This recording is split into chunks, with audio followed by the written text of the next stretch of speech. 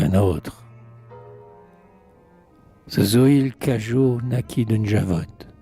Le diable, ce jour-là, Dieu permit qu'il créa, d'un peu de Ravaillac et de Donut, composa ce gredin béat.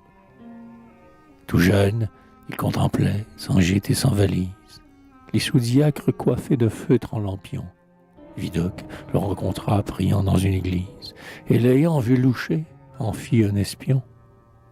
Alors ce va-nu-pied songea dans sa mansarde, et se voyant sans cœur, sans style, sans esprit, imagina de mettre une feuille poissarde au service de Jésus-Christ. Armé d'un goupillon, il entra dans la lice, contre les Jacobins, le siècle et le péché. Il se donna le luxe, étant de la police, d'être jésuite et saint par-dessus le marché. Pour 1000 francs par mois livrant l'Eucharistie, plus vil que les voleurs et que les assassins, il fut riche. Il portait un flair de sacristie dans le bouge des argousins.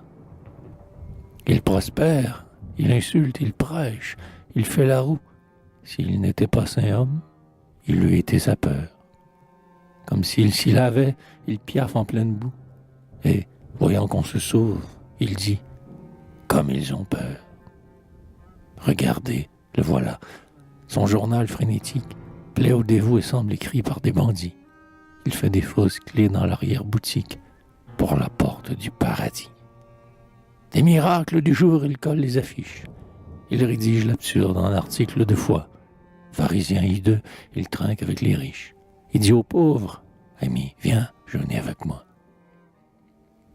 Il ripaille à huis clos. En public, il sermonne. Chante l'andorinette après « Alléluia ». Dit un pater et prend le menton des Simones. Que j'en ai vu de ces saints-là. Qui vous expectera des psaumes après boire, vendaient d'un air contrit leur pieux bric-à-brac, et qui passaient, selon qu'ils changeaient d'auditoire, des strophes de Piron ou quatrains de Pibrac. C'est ainsi qu'outrageant gloire, vertu, génie, charmant portant d'horreur quelque niais fougueux, il vit tranquillement dans les ignominies, simple jésuite et triple gueux.